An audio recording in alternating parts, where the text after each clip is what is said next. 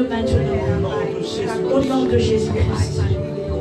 Au nom de Jésus-Christ.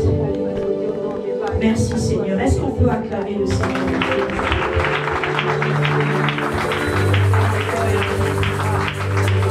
Alléluia. Bien-aimé, assieds-toi majestueusement. Assieds-toi dans la présence de Dieu.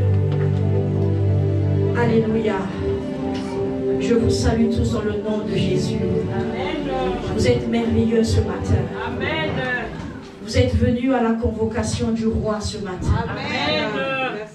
Ne te sens pas une personne inutile. Tu as du prix aux yeux de Dieu. Amen. Il n'a pas racheté Satan, mais il t'a racheté toi. Amen. Amen. Il m'a racheté moi. Amen. Satan a voulu ressembler à Dieu. Dieu l'a précipité. Dieu ne lui a donné aucun temps de restauration, aucun temps de rachat.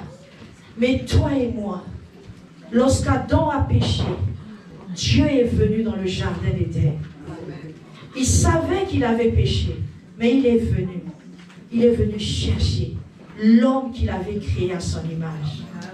Tu es quelqu'un de très précieux. Ne te sous-estime pas. Que les situations de la vie ne puissent pas te faire oublier que Dieu un jour, parce que nous étions dans le sein d'Adam, il est venu un jour dans le jardin d'Éden. Il a dit, Adam, où es-tu? Alléluia. Amen. Nous avons du prix aux yeux de Dieu. Est-ce qu'on peut acclamer ce Dieu? Je bénis le Seigneur ce matin pour mon Père spirituel, le pasteur Bill. Amen. Je rends grâce à Dieu pour sa vie. Un canal que Dieu a utilisé pour faire éclore ces choses que Dieu avait mis en moi. Amen. Et que la grâce de Dieu soit en abondance dans sa vie. Amen. Ce que moi je ne pourrais peut-être jamais lui rendre, que le Dieu en qui je crois puisse le lui rendre. Amen. Alléluia. Amen. Je bénis aussi la vie de maman. Alléluia. Amen. Elle nous manque tellement. Amen. Nous voulons sa touche. Quand elle est là, il y a toujours une touche qui rappelle sa présence. Et nous lui disons que nous l'aimons. Amen. Nous lui disons que nous l'aimons. Amen. Alléluia. Amen. Alléluia. Amen. Bien-aimé, ce matin, le Seigneur a mis dans mon cœur un message.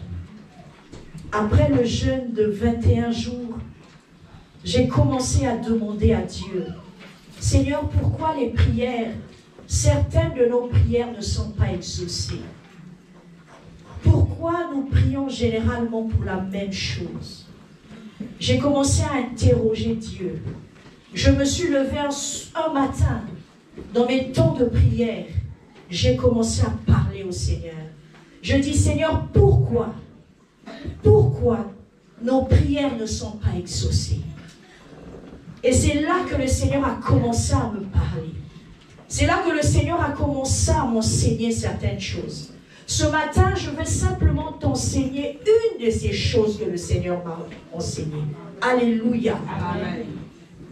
La Bible déclare que Dieu a fait toutes choses en équilibre. Amen. Et quand vous lisez le livre de Genèse, vous allez vous rendre compte que la Bible déclare que Dieu a créé les cieux et la terre. Et la terre était informe et vide.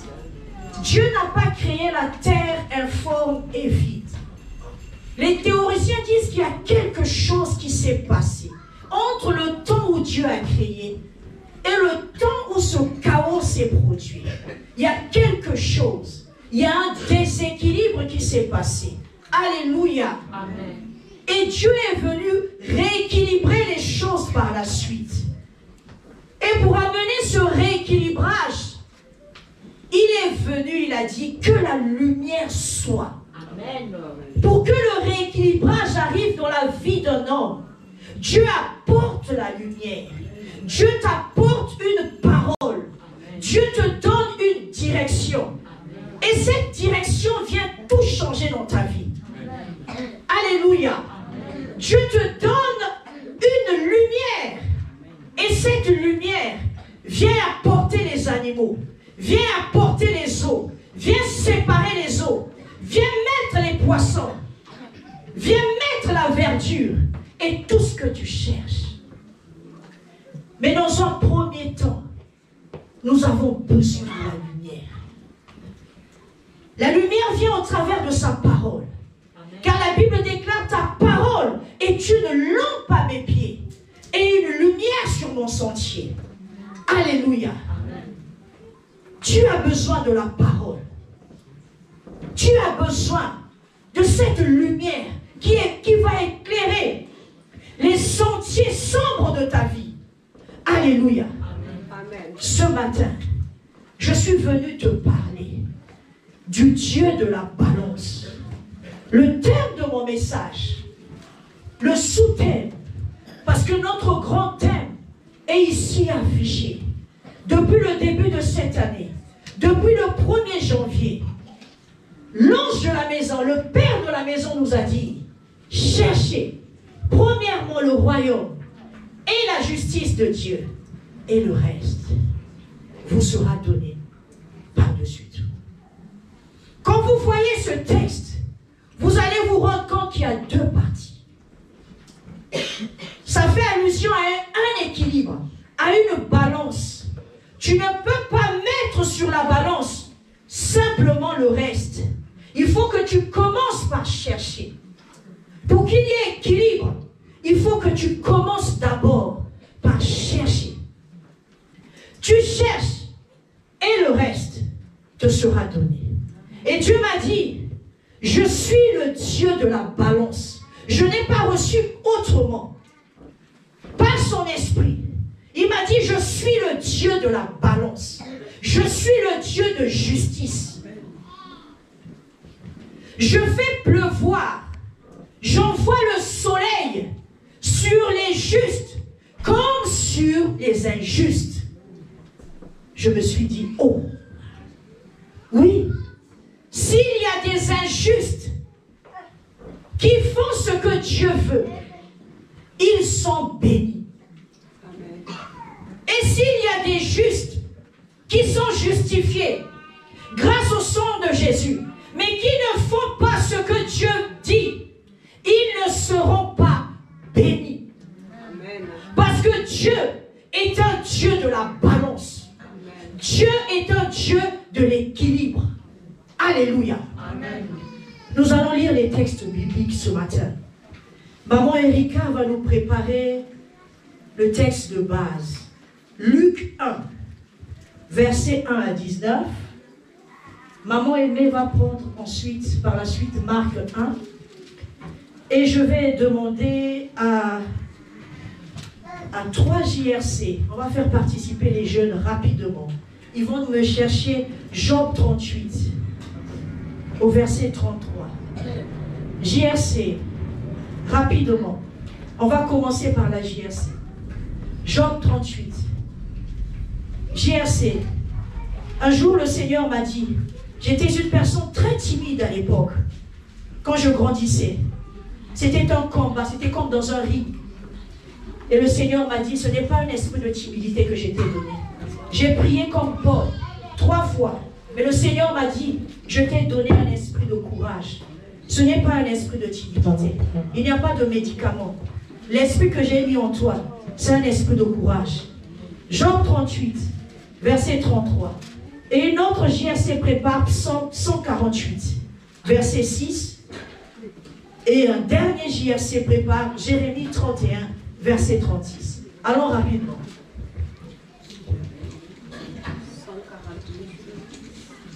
Je reprends Job 38, verset 33. Job 38, 33. Psaume 148, verset 6. Et un troisième JRC, Jérémie 31, verset 36. Allons rapidement, parce que je n'ai pas assez de temps. J'aimerais donner la pensée du Seigneur ce matin. Je lis la parole de Dieu dans le livre de Job 38, verset 33, au nom de Jésus. Amen. Connais-tu les lois du ciel et règles-tu son pouvoir sur la terre? Connais-tu les lois du ciel? Règles-tu son pouvoir sur la terre? Merci. Psaume 148. verset 6.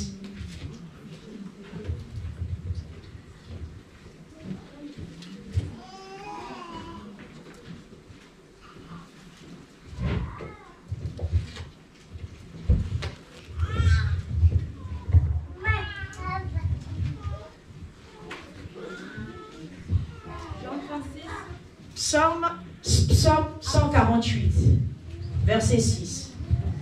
Supporter, ce sont des jeunes qui sont en train d'apprendre. Demain, ça sera tellement aisé pour eux. Hier, nous étions en réunion ici. Les jeunes sont tellement magnifiques, merveilleux, curieux. Ils ont posé beaucoup de questions.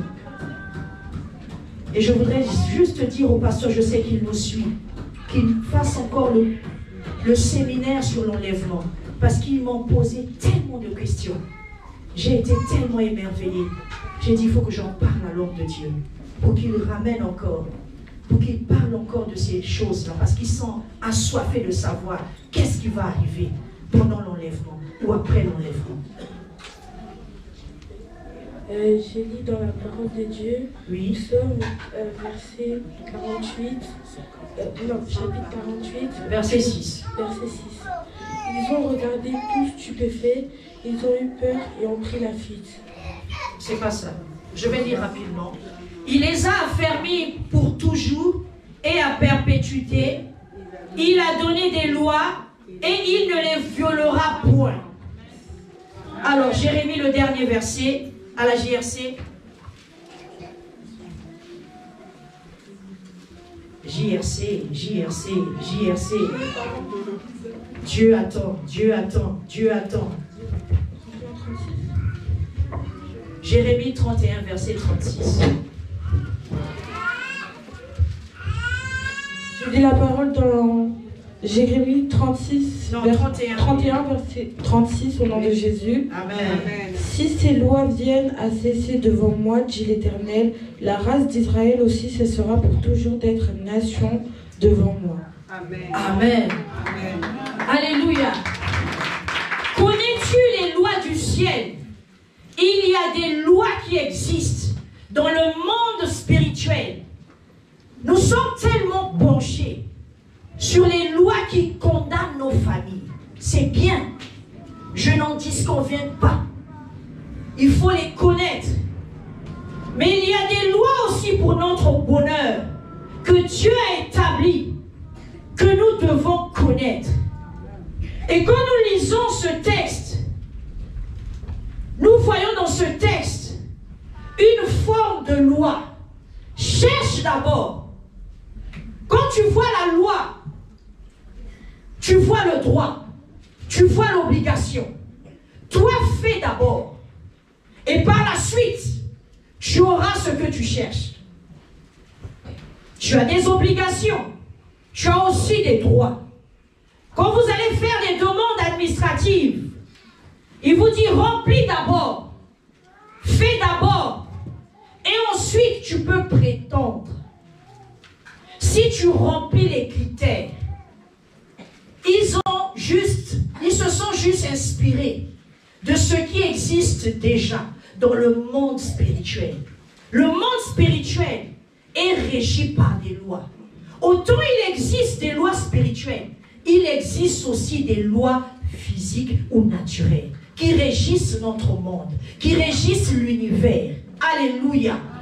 Et Dieu parle à Job. Dieu vient répondre à Job après toutes ses plaintes. Il dit à Job, connais-tu les lois du ciel? Cela voulait dire que Job, tu étais censé connaître ces lois. Toi et moi, nous sommes censés connaître ces lois. Nous prions beaucoup. Mais nous négligeons ce côté.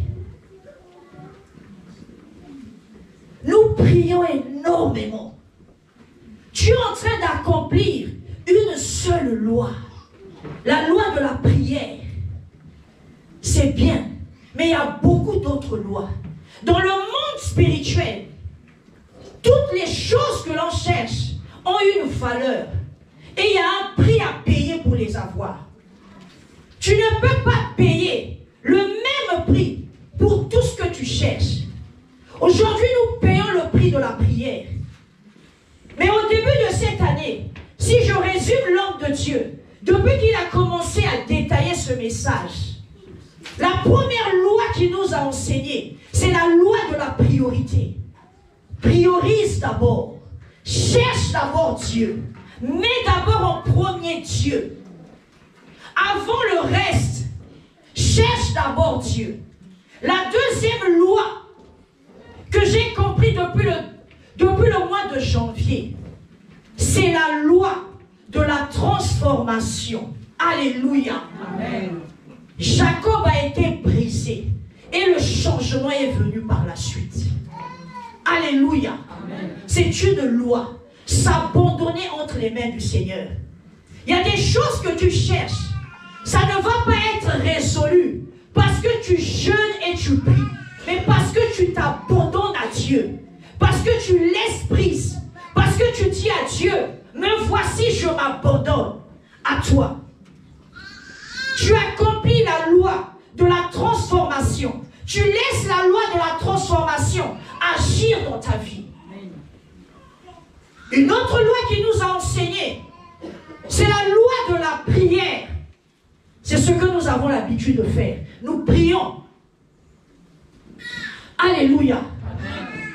La prière apporte des résultats. Alléluia. La quatrième loi qui nous a enseigné le dimanche dernier, c'est la loi de l'amour. Alléluia. L'amour, ce n'est pas seulement aimer celui que tu connais, aimer celui que tu côtoies, aimer celui qui te fait du bien. Mais il nous a dit, surmonte, sois vainqueur du mal par le bien. Cette personne t'a fait du mal, cette personne t'a offensé, mais toi, fais-lui du bien. C'est la loi de l'amour. La loi de l'amour est différente de celle que nous pouvons nous imaginer. J'aime les gens qui m'aiment. J'aime les gens qui me considèrent. Dans la loi de l'amour, il y a une récompense. Chaque loi a une récompense. La Bible dit quand il parle de l'amour, quelle récompense y a-t-il si tu ne salues que les personnes qui te saluent? Si tu n'aimes que des personnes qui t'aiment, il n'y a pas de récompense. Donc quand tu accomplis une loi, il faut que tu t'attendes à la récompense. Cherche et le reste te sera donné. Tu ne peux pas venir payer une chose dans le monde spirituel simplement par la prière, simplement par ta façon d'être. Mais il faut connaître ces lois. Quelle est la loi par rapport à mon problème? Quelle est la loi par rapport à ma situation? Il y a des problèmes qui sont résolus par la loi de la loyauté. Il faut que tu sois loyal envers les dirigeants, envers ton chef d'entreprise, au lieu de travail où tu exerces ta fonction. Et cette loyauté va te payer. Il y a certaines situations qui peuvent être résolues par la loi de l'intégrité. Il faut que tu sois intègre. Tu es habitué à voler dans l'entreprise. Tu es habitué à mentir. Mais tu viens tous les jours. Seigneur, Seigneur, Seigneur, Seigneur. Ça ne marchera pas. Les injustes, les païens, ils apprennent ces lois. Ils étudient ces lois. Même la loi pour s'enrichir. Le païen, tu vas le voir. Les riches, tu vas les voir s'enrichir encore. Parce qu'ils font des œuvres caritatives. Parce qu'ils donnent. Mais nous, lorsqu'on nous dit de donner, nous sommes là en train de réfléchir. La loi de la semaille et de la moisson, la Bible dit, existera toujours.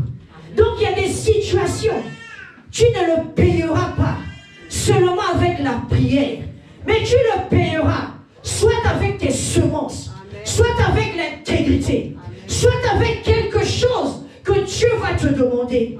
Alléluia. Dieu est un Dieu de la balance. Nous sommes tout le temps en train de penser, miséricorde, oui. La grâce, il y a quelqu'un qui a payé. Jésus a payé. Jésus a donné sa vie pour que toi et moi, nous ayons la grâce. Il a payé dans le monde spirituel son sang, sa vie. Donc la grâce, elle n'est pas gratuite. Il y a un homme qui est allé jusqu'à la croix. Et la valeur de la chose qu'il voulait obtenir, le salut qu'il voulait obtenir, il a obtenu au prix de sa vie. Il a payé. Et ce matin, je veux te parler d'une loi.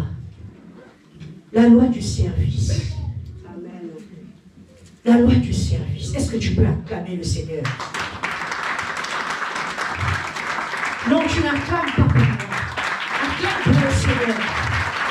Acclame pour le Seigneur. Acclame pour le Seigneur. Acclame pour le Seigneur. Acclame pour le Seigneur. Alléluia. La méconnaissance des lois spirituelles fera que nous souffrons. Que nous sommes tout le temps dans la défaite. Aujourd'hui ça va. Demain ça ne va pas. L'effet yo-yo. Parce que nous sommes ignorants. Nous ne voulons pas connaître les lois. Nous sommes toujours là. La grâce suffit. Dieu va faire. Nous avons lu. Dieu a donné ses lois. Il ne les violera pas. S'il y a un païen qui accomplit la loi de Dieu, Dieu le bénit. Tu seras étonné. Mon voisin qui est un païen, il n'est pas dans l'occultisme, il n'est pas dans la magie, mais il est en train de prospérer. Parce qu'il est en train d'accomplir une loi qu'il est en train de mettre dans sa vie. Il dort, il se réveille, il prend soin. Il observe cette loi. Et Dieu voit. Dans nos pays, nous sommes tout le temps en train de nous plaindre. Pourquoi ce dirigeant politique? Il est méchant. Mais Dieu, c'est quelqu'un. C'est un businessman. Il travaille avec celui qui est prêt à accomplir son agenda.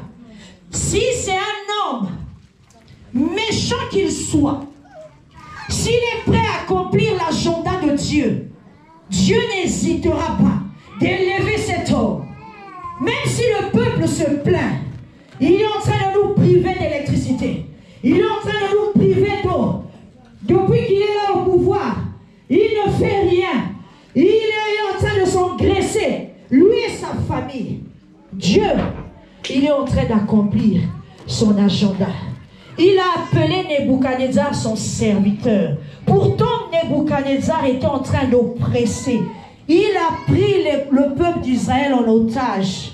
Alléluia. Mais Dieu vient dire à Daniel, Nebuchadnezzar, c'est mon serviteur. Amen. Alléluia. Amen. Dieu est souverain. Amen. Il est souverain. Amen. Il prend qui il veut. Amen. Pour accomplir son agenda. Amen. Si tu appliques les lois de Dieu, tu n'as pas besoin de jalouser qui que ce soit. Toi, applique seulement. Maman Erika, s'il te plaît, la lecture très rapidement. Je vais lire la parole de Dieu dans le livre de Luc 1, versets 1 à 19, au nom de Jésus. Amen.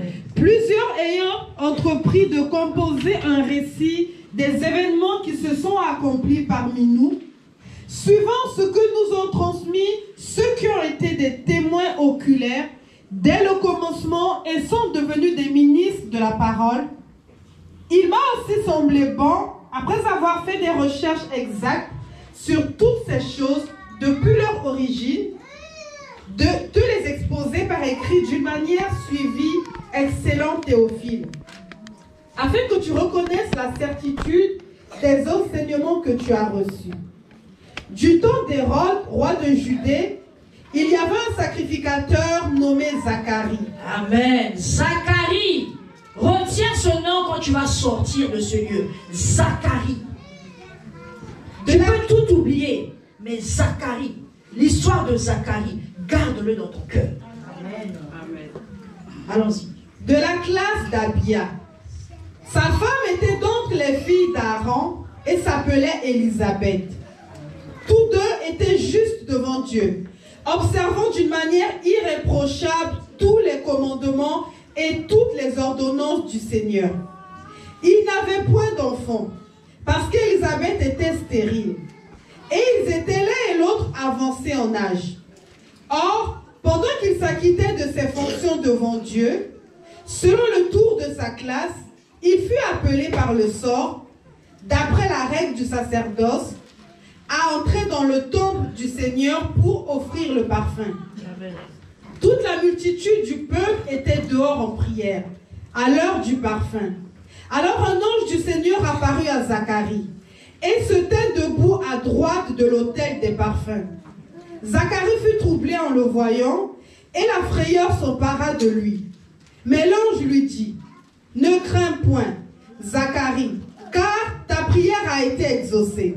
Ta femme Élisabeth t'enfantera un fils, et tu lui donneras le nom de Jean. Il sera pour toi un sujet de joie et d'allégresse, et plusieurs se réjouiront de sa naissance. Amen. Car il sera grand devant le Seigneur.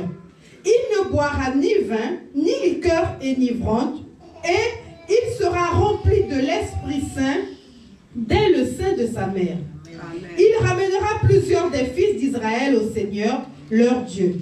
Il marchera devant Dieu avec l'esprit et la puissance d'Élie pour ramener les cœurs des pères vers les enfants et les rebelles à la sagesse des justes, afin de préparer au Seigneur un peuple bien disposé.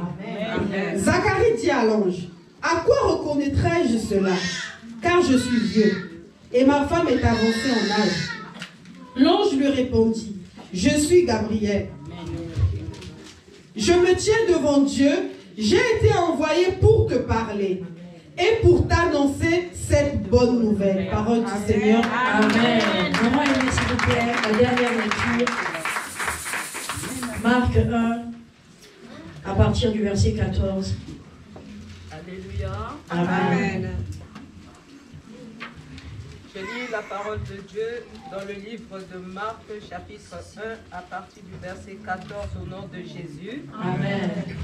Après que Jean eut été livré, Jésus alla dans la Galilée prêchant l'évangile de Dieu. Je lis le verset 20. Aussitôt, il les appela et laissant leur père Zébédée dans la barque avec les ouvriers, et ils les suivirent. Le verset 30. Non, ça va, on va s'arrêter là. On va s'arrêter. Ouais, 38. Vas-y, 38. Je lis le verset 38 au nom de Jésus. Amen. Il leur répondit, allons ailleurs dans les bourgades voisines, afin que j'y prêche aussi, car c'est pour cela que je suis sorti, parole du Seigneur. Amen. Après que Jean eut été livré, ce matin je veux te parler de la loi du service.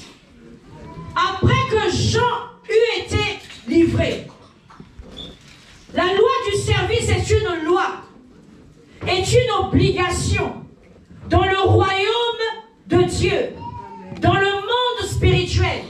Je peux dire que c'est une monnaie qui peut payer quelque chose que tu cherches dans le monde spirituel. Le service. Alléluia. Après que Jean eut été livré, Jésus n'a pas pleuré. Jésus n'a pas continué. La Bible ne nous dit pas que Jésus a continué à pleurer son cousin. Parce que Jean-Baptiste était son cousin. Mais la Bible nous dit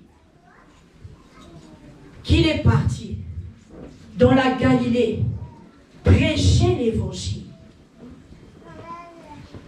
Jean est arrêté. Jean n'est plus dans le désert où il prêchait la repentance, où il appelait les gens à se repentir. Jésus ne s'est pas arrêté. Jésus a continué sa mission. Alléluia. pas tous les deux les mêmes missions. Chacun avait sa mission. Bien-aimé, tu as une mission sur la terre. Amen. Que tu sois marié ou pas. Amen. Que tu sois en couple ou pas. Amen. Chacun de vous a une mission. Amen. Et nous rendrons compte à Dieu, non pas pour les choses que nous avons possédées sur la terre. Ces choses ne font pas la dignité de l'homme. Ce qui fait la dignité de l'homme, c'est ce pourquoi Dieu t'a donné. Qu'est-ce que tu as fait de ce que Dieu t'a donné? Amen. Quand nous lisons la parabole des talents, on ne leur a pas récompensé pour ce qu'ils ont possédé en propre, mais pour le talent qu'ils ont multiplié, pour le service qu'ils ont fait. Bien-aimé, demain, quand tu quitteras cette terre, ou que je quitterai cette terre, je n'emmènerai pas ces richesses. Amen. Mais ce qui m'attend là-bas, c'est qu'est-ce que tu as fait de ce que je t'ai donné. Qu'est-ce que tu as fait? La preuve en est quand nous mourons, on n'enterre personne avec sa maison, avec son entreprise, avec ses richesses. Tel tu es venu, sans rien, tel tu repartiras, avec la pitié des hommes. Ils vont peut-être te mettre une cravate qui ne te servira à rien. Ils vont te mettre une veste qui ne te servira à rien. Parce que tu es fini. Parce que ton temps est passé. Parce que ton temps est terminé. Mais ce qui t'attend là-bas, c'est celui qui va te demander, qu'est-ce que tu as fait avec ce que je t'ai donné? Alléluia. Jean est parti. Jean a été livré. Plusieurs personnes. Je n'ai pas de travail. Je ne suis pas marié. Dieu te dit ce matin, sers-moi. Mon mari m'a quitté. J'ai tout perdu. Jésus ne s'est pas arrêté sur la situation de Jean. Jean, c'est une époque. Jean, c'est un reste. Mais Jean n'est pas la continuité. La continuité, c'est le service que tu auras fait sur la terre. C'est ce pourquoi Dieu t'a placé sur la terre. C'est pour ça que Dieu va te dire, bon et fidèle serviteur. Il ne va pas te dire, bon et fidèle serviteur, parce que tu as amassé des biens. Je ne dis pas que être riche, c'est mauvais. Mais rassure-toi que dans ton abondance, tu es en train de servir Dieu. Amen. Tu es en train de servir Dieu. Dans ce que tu n'as pas, que tu es Jean, que tu sois marié, que tu n'aies pas des enfants, sers Dieu. Amen. Ne t'arrête pas. Sers Dieu. Amen. Sers Dieu. Amen. Que ce soit dans ton lieu de travail, sers Dieu. Amen. Ne néglige pas ton travail. Amen. Tout travail vient de Dieu. Amen. Je ne parle pas des travaux qui vont à l'encontre de la moralité, mais tout travail bon sur la terre vient de Dieu. Amen. Dieu a dit à Adam, voici le jardin, cultive, travaille. Sers-moi. Parce que c'est pour ça que je t'ai créé. Pour me servir. Le service est à la gloire de Dieu. Le service est une louange. Bien-aimé, est-ce que tu sers Dieu? C'est une clé qui ouvre des portes. Amen. C'est une clé. Aujourd'hui, nous négligeons. Jésus s'est occupé des affaires de son Père. Et quand nous lisons le livre de Marc, celui que le verset que maman aimait a lu. Au verset 18, on nous dit, il a rencontré Simon et André. Et aussitôt, des gens que tu ne connais pas, des gens que tu viens voir, que tu as vu peut-être là, que tu as vu avec Jean-Baptiste. Mais ces gens décident de suivre Jésus. Parce que Jésus était en train de s'occuper des affaires de son Père. Et ce dont il avait besoin, il n'a pas souffert pour les avoir. C'est venu vers lui. Aussitôt, ce que tu cherches se trouve quelque part. Amen. Toi, accomplis la loi du service. Amen. C'est l'un des secrets. Accomplis la loi du service. Amen. Recherche Dieu dans le service. Recherche Dieu dans le service. Amen. Il y a beaucoup de personnes qui viennent à l'église. Comme en économie, on les appelle les passagers clandestins. Ils viennent consommer et partir. Bien-aimé, ne viens pas pour consommer et partir. Jean que tu cherches est passager. Même si Dieu te donne aujourd'hui, si tu gères mal, tu vas le perdre. Mais si tu es attaché à Jésus, tu as compris les lois spirituelles. Même si tu perds, tu sais quelle loi peut encore t'amener à rebondir. Alléluia. Mais quand tu es attaché au reste, sans pour autant mettre en place toutes ces choses, l'amour, la priorité, la prière et le service que je te parle aujourd'hui, ta vie sera déséquilibrée. Il faut rechercher l'équilibre. Voilà pourquoi il faut chercher à connaître les lois. Il faut chercher à les appliquer. Les païens les appliquent. Les païens regardent avec attention. Qu'est-ce qui peut me faire du bien sur la terre? Ils appliquent la loi du travail. Ils travaillent de façon zélée et déterminée. Mais nous les chrétiens, la nonchalance. Je fais ça seulement. Le patron ne me regarde pas. Le patron n'est pas là. Bien-aimé, qui est ton patron? Demande à la voisine, au voisin, qui est ton patron? Non, demande-lui, qui est ton patron? Non, bouge, dis-lui, ne dors pas. On n'est pas venu pour dormir ici. On est venu pour apprendre de nouvelles lois. Qui est ton patron? Si tu sais qui est ton patron, le patron des patrons, même dans ton lieu de travail, tu ne vas pas être négligent. Amen. Parce que le patron des patrons a son regard sur ton travail. Amen. Dieu bénis-moi, mais tu es négligent dans ton travail. Dieu bénis-moi, tu voles dans ton travail. Dieu bénis-moi. C'est la dette coloniale. À Dieu la vengeance. C'est toi qui vas venger ta nation. C'est moi qui vais venger le Congo. Des pillages. C'est lui. C'est lui qui a placé les richesses sous le sol de la terre congolaise. C'est lui-même qui va venger. C'est lui-même qui va venger. Ce n'est pas moi. Est-ce que moi j'ai planté le coltan sous la terre? Non. J'ai planté le pétrole sur la terre? Non. Je les ai trouvés.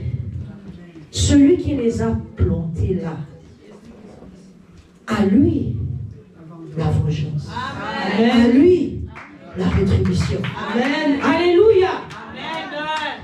Toi, travaille. Amen, maman. Sers Dieu. Amen. Que ce soit dans ton lieu de travail, sers Dieu. Amen. Les païens réussissent parce qu'ils sont diligents dans le travail. Parce qu'ils comprennent le travail. C'est une louange, c'est quelque chose que Dieu a donné à l'homme. La première bénédiction que Dieu a donnée à l'homme, c'est le travail. Il lui a dit, cultive et garde. Alléluia. Prends. Alléluia. Sois sérieux. Ne sois pas négligent. Tu sers Dieu. Comment tu le sers? Tu peux servir Dieu avec ton argent.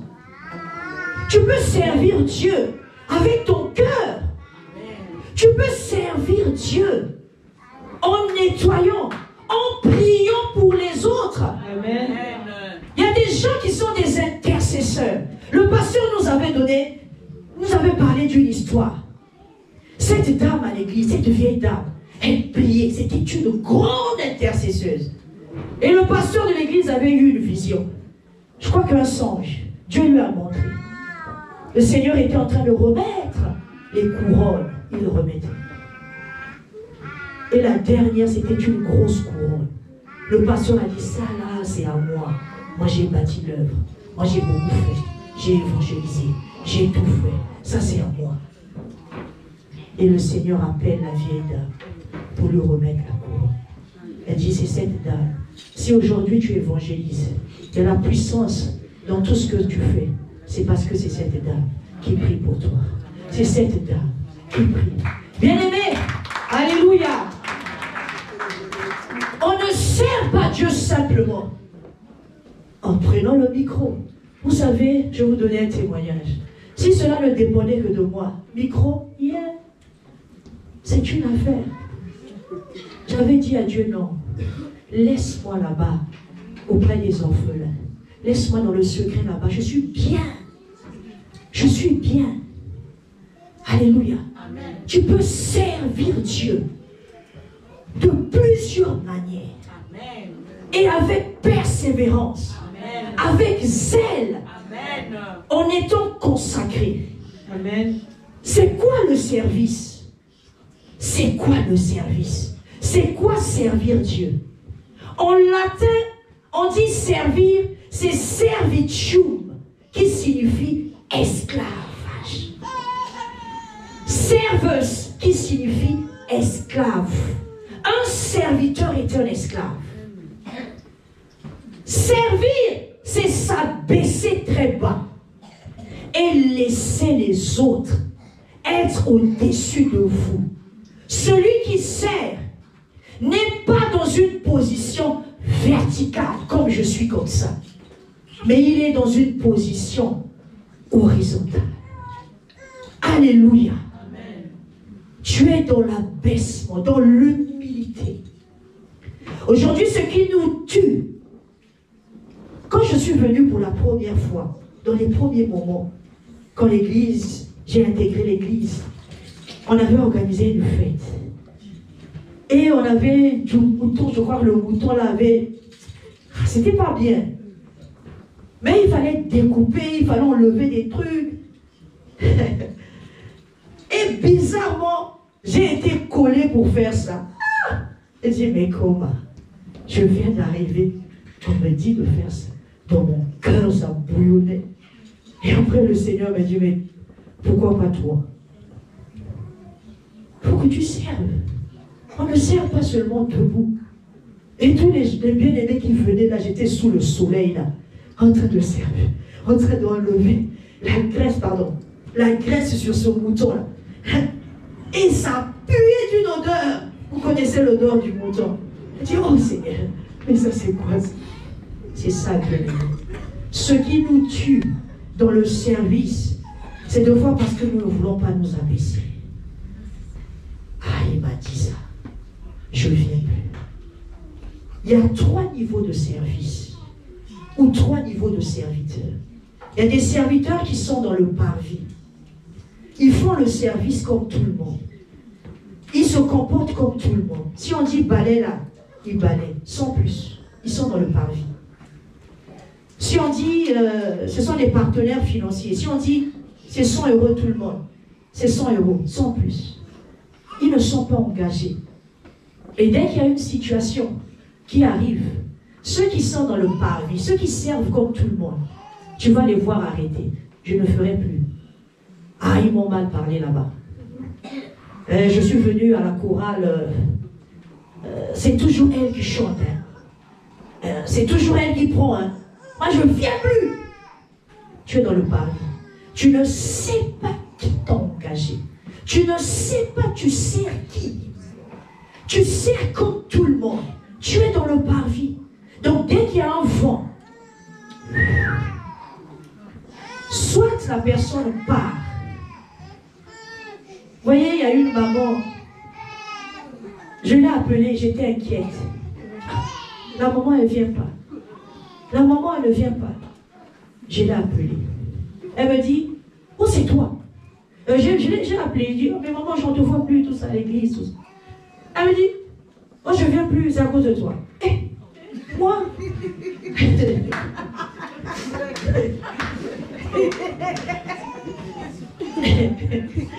à cause de moi. Dans mon cœur, je dis, mais pourquoi je l'ai même appelé? C'est à cause de moi. Oui, oui, c'est toi. Maman, qu'est-ce que j'ai fait? Mais c'est toi qui allais dire au pasteur que moi, je ne donne plus ma dîme. Parce que le pasteur, il a commencé à prêcher, ceux qui donnent les 100 € là, ils croient que s'ils enlèvent 100 € dans leur revenu là, ça va faire quoi? Donc le pasteur parlait de moi. C'est toi qui les as élus. Ah Seigneur. En fait, une fois, je l'avais rencontrée, on a pris le bus ensemble. Elle m'avait parlé de beaucoup de choses. Moi, je l'ai encouragée. Dit, tu es en train de traverser des moments difficiles, ce n'est pas grave. Même si tu ne donnes pas la dîme, tu as beaucoup de choses. Bien aimé, donne seulement ce que tu as. Mais ne culpabilise pas. Donc, elle culpabilisait. Tant que moi, là, je vais dans le bureau du pasteur. Coco, pasteur. Il y a maman était qui m'a vraiment, avec tous les problèmes que j'ai là, avec tout ce que j'ai à faire, je vais aller dans le bureau du pasteur. Pasteur, il y a la maman bien aimée. Et la maman a dit, elle ne vient plus. Elle ne vient plus à l'église. Parce que le pasteur était froid. Le pasteur l'a salué froidement. Donc c'est moi. Vous voyez des choses comme ça. Le parvis. Tu ne sais pas, tu sers qui. Tu ne sais pas qui est ton patron. Tu ne sais pas, tu es au service de qui. Samuel, le petit Samuel, le jeune Samuel de la Bible, on nous dit qu'il était au service de l'Éternel auprès d'Élie. Il faudrait que nous comprenions que nous servons un Dieu grand auprès d'un homme qui est là pour regarder, pour nous orienter, pour nous corriger, pour nous remettre, pour nous redresser. Mais nous servons. Parce que lui aussi, il est en train de servir. Alléluia. Amen. Tu ne sers pas le pasteur. Amen. Tu sers Dieu auprès de l'homme de Dieu. Amen. Et ton service doit être un service de qualité. Amen. Sors du parvis. Parce que ceux qui servent dans le parvis sont prêts à sortir. Dès qu'il y a un fond, je ne viens plus, je ne fais plus, j'abandonne. Alors que Dieu voulait te bénir à travers la loi du service, tu es parti. Et chez Dieu, quand tu n'as pas réussi l'examen, tu vas revenir. Tu vois des personnes, vous voyez des personnes comme ça, ils vont sillonner dans les églises. Pourquoi? Ils n'ont pas réussi l'examen. C'est un problème d'examen. Là-bas, Dieu va encore te faire le même examen. Et si tu échoues, tu vas aussi dire, je quitte. Et après, si le diable aussi n'est pas loin, il te récupère. La deuxième catégorie des personnes qui servent, c'est ceux qui servent dans le lieu saint. Ils sont engagés. Ils font un peu plus. Mais eux aussi, dès qu'il y a une situation, ils arrêtent momentanément de servir Dieu. Ah, on m'a fait ça. Ces derniers temps, stop. Stand by. Mais pourquoi tu travailles plus? La tête. On m'a tellement chauffé. Je dis, j'arrête un peu. Je veux reprendre le mois prochain. C'est ceux, ils sont proches du parvis. Donc, eux, moindre effort ou moindre force, ils vont glisser dans le parvis et sortir dehors. Mais le serviteur, celui qui est dans le lieu très saint, il est près de la mort. Parce que ceux qui étaient dans le lieu très saint, soit ils mouraient dedans, soit ils sortaient vivants. Et donc, si tu sers Dieu dans le lieu très saint, tu ne vis plus pour toi. Tu n'as plus de volonté. Ta volonté, c'est la volonté de ton maître qui est Dieu. Que tu le veuilles ou pas, que le mouton sente mauvais ou pas, tu es là en train de le couper sous le soleil. Tu es là en train de le faire parce que tu sers Dieu. Parce que tu veux que Dieu fasse quelque chose. Ce que tu cherches, bien-aimé, se trouve dans une barque. Les fils de Zébédée étaient dans une barque. Et quand Jésus les a appelés, ils ont tout laissé. Pour que ces choses viennent à toi. Aussitôt ne viendra pas à toi si tu n'es pas en train de t'occuper des affaires de Dieu comme il se doit. Avec le zèle. Tu chantes pour Dieu. Paye le prix de la consécration. Paye le prix pour ce service. Consacre-toi. Tu donnes ta dîme. Paye le prix. Tu aimes aider les autres. Paye le prix. Parce que celui qui sert, il est dans une position horizontale. Quand on voit le corps humain, le service, c'est comme les pieds. Bien-aimé, aujourd'hui, tu vas finir le culte, tu vas sortir. Quelle est la première des choses dont tu vas t'occuper? Quand tu arrives chez toi à la maison, qu'est-ce que tu vas faire en premier? Tu vas laver tes mains. Parce que tu as salué beaucoup de personnes. Tu vas te changer, tu vas faire autre chose. Si ton visage aussi, pour nous les femmes, bon, je vais me démaquiller. Est-ce que tu vas laver tes pieds? Pas forcément. Le serviteur, c'est celui qui est semblable aux pieds. On te néglige, on t'humilie. C'est ça, servir. Voilà pourquoi Jésus a lavé les pieds de ses serviteurs. Pierre a voulu résister, a dit non, je te montre le service. Quand tu me sers, tu vas subir l'humiliation. Les pieds peuvent t'emmener partout. Mais généralement, on ne dit pas merci aux pieds. On va vite laver les mains, on oublie les pieds. Alors que c'est les pieds qui t'ont conduit partout. C'est ça, servir Dieu. C'est s'humilier. Humilie-toi. Tu n'as pas de papier. Tu n'as pas quelque chose. Tu n'as pas de travail. Sers Dieu. Tu as un peu d'argent. Sers Dieu dans ce peu. Ne néglige pas le service. Parce qu'il y a des résultats. Pour finir,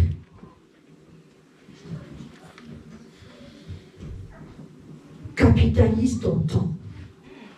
Nous n'avons pas le temps. Nous n'avons pas l'éternité sur la terre. Alléluia. Ton temps est compté. Jésus n'a pas dit, je vais attendre jusqu'à ce qu'on fasse le procès de Jean. Jésus est parti. Il a commencé sa mission. Nous n'avons pas tous les mêmes missions. Nous n'avons pas tous les mêmes missions. Mariés ou pas, nous n'avons pas tous la même mission. Amen. Mais nous avons un seul mandataire.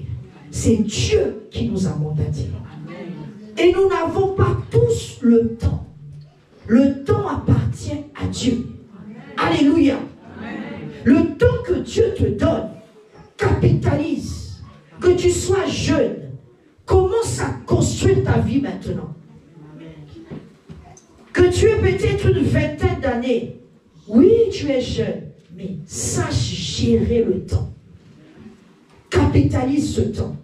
Et quels sont les bénéfices du service? Le premier bénéfice du service se trouve dans Exode. Exode 23-25. Dieu dit ceci. Vous servirez l'Éternel et il bénira. Ah oui, il y a une condition. Vous servirez et il bénira votre pain. Il bénira vos eaux. Alléluia. Et il éloignera la maladie. Si tu ne veux pas que la maladie vienne dans ta maison, sers le Seigneur. Amen. En étant conscient que tu sers le grand Dieu. Vous voyez, quand on sert un grand Dieu, un jour, Papa John a donné un témoignage ici. Il a dit qu'il avait vu dans une vision. Dans cette vision, c'était comme les noces. C'était tellement bon. Ils ont mangé.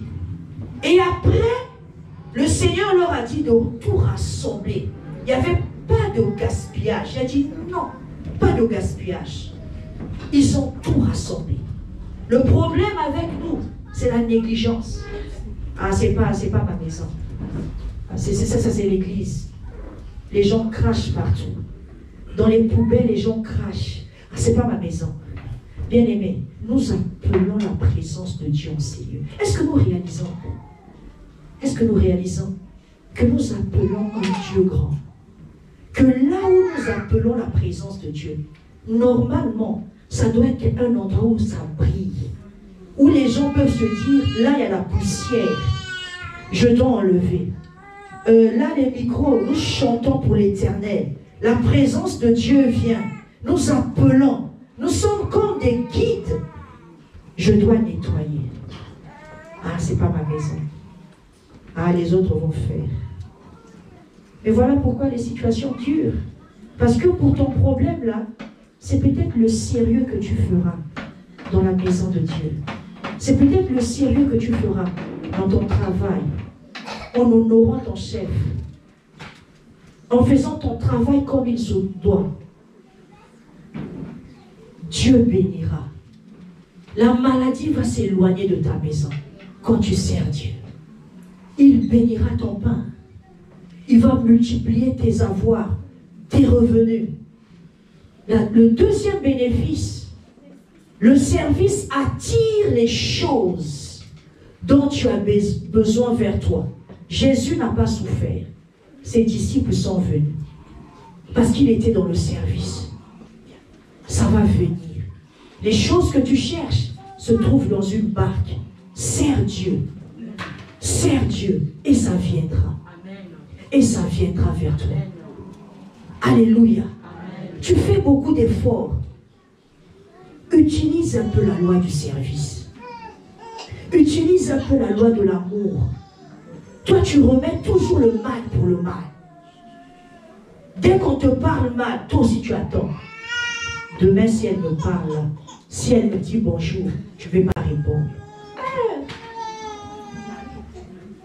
C'est pas l'amour. Maman Erika a dit, c'est pas loin de la sorcellerie. Vendredi, tu n'étais pas là, je te fais un résumé. Alléluia, est-ce qu'on peut acclamer le Seigneur?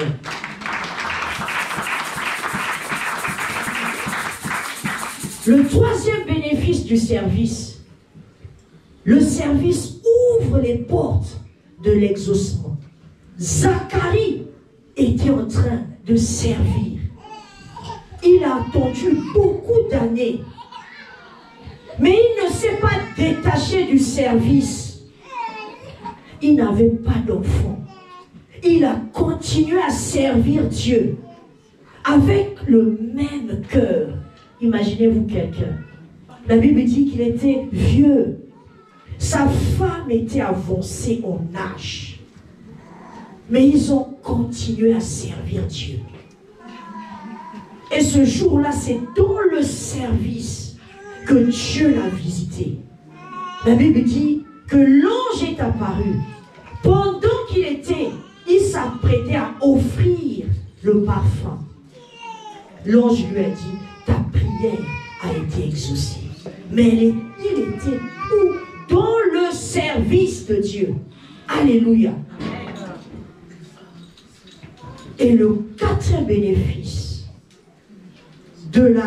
du service, c'est la guérison.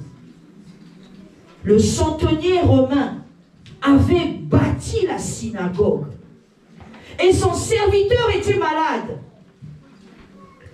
Son serviteur était sérieusement malade. Il a dit aux Juifs, aux pharisiens, aux sacrificateurs de l'époque, ces personnes sont allées voir Jésus, Ils ont dit à Jésus, il mérite que tu lui accordes cette grâce. Il mérite parce qu'il a bâti notre synagogue. Il n'était pas juif, c'était un Romain. Mais parce qu'il a servi la nation en bâtissant la synagogue, Dieu a guéri son serviteur. Ce que tu cherches là, sers Dieu. Amen. Les choses qui ne marchent pas, essaie le service avec sérieux, avec détermination. Et tu feras la main de Dieu. Amen. Et la cinquième chose pour finir, le service nous assure la reconnaissance, la renommée, l'élévation. Ce que tu cherches t'attend. Il attend simplement que tu bouges un peu, que tu serves Dieu, que tu te donnes au Seigneur, et cela viendra. Amen. Aussitôt, sans tarder. Amen. Les lois de la famille ne vont pas l'arrêter. Amen. Parce que tu es en train d'accomplir une loi qui est au-dessus, la loi du service. Ne reste pas dans les lois de la famille. Cherche à connaître les lois du Seigneur, les lois spirituelles. Est-ce qu'on peut acclamer le Seigneur? Bien-aimés, nous allons nous lever dans la présence de Dieu. Tu vas commencer à parler au Seigneur. Peut-être que tu étais négligent dans le service. Peut-être que dans ton lieu de travail, tu faisais pareil. Dans ta façon de donner à Dieu, tu es devenu négligent. Parle au Seigneur. Seigneur, je reviens à toi. Seigneur, j'ai négligé le service à cause des dires des gens, à cause des regards, à cause de la manière dont on m'a traité. Je reviens à toi, Seigneur. Parle au Seigneur. Parle au Seigneur. Parle au Seigneur. Oh Jésus, parle au Seigneur. Élève cette prière à Dieu. Dieu attend que tu lui parles. Tu n'es pas encore entré dans le service de Dieu. Parle au Seigneur. Parle-lui ce matin.